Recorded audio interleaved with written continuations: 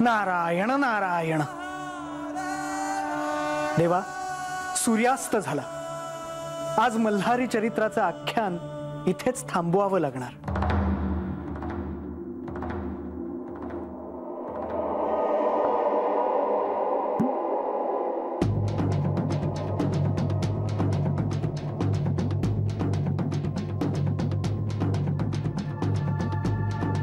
शंकराने धरिला अवतार, देव झाले मार्तंड मल्हार. शंकराने धरिला अवतार, देव झाले मार्तंड मल्हार. शंकराने धरिला अवतार, देव झाले मार्तंड मल्हार. उठून उभे राहावे तुम्ही देवाचे दर्शन घ्यावे. उठून उभे राहावे तुम्ही देवाचे दर्शन घ्यावे. उठून उभे राहावे तुम्ही देवाचे दर्शन घ्यावे.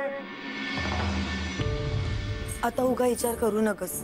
चल बिगी बिगी, रात व्हायच्या आत आपल्याला वाड्यावर पोहोचाय हवं. वय चल. मानाई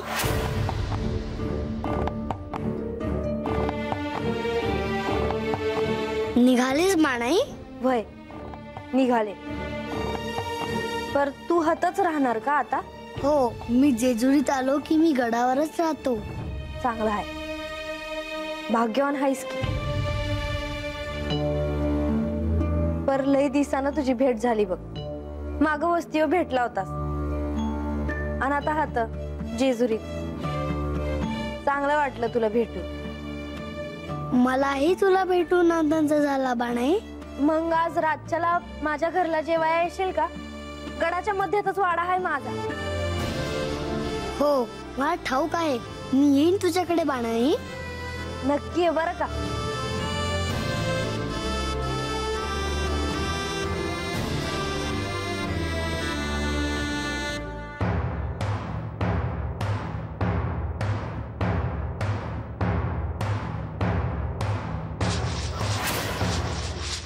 ही त्याच्याशी काय बोलते आहे?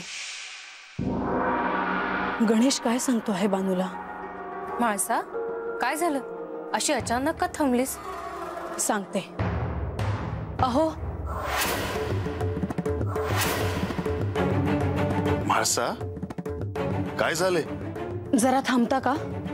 मी तुमच्या बरोबरच येते आहे. मला लतिकाशी जरा महत्त्वाचं बोलायचं आहे.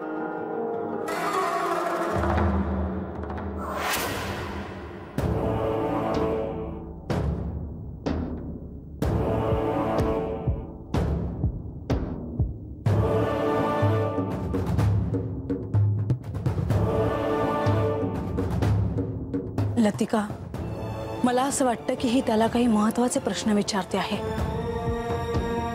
तिला त्याच्याकडून सर्व काही जाणून घ्यायचं आहे असं दिसतं आहे. म्हाळसा, पण आख्यानामधील शंकांचं निरसन आख्यान सुरू असतानाच करणार ना? कोणास ठाऊक काय सुरू आहे तिच्या मनात. लतिका, एक काम कर. आज रात्रीच्या भोजनात सगळे पदार्थ त्याच्या आवडीचे करायला घे. मला देखील माझ्या मनातल्या शंका त्याला विचारायच्या आहेत.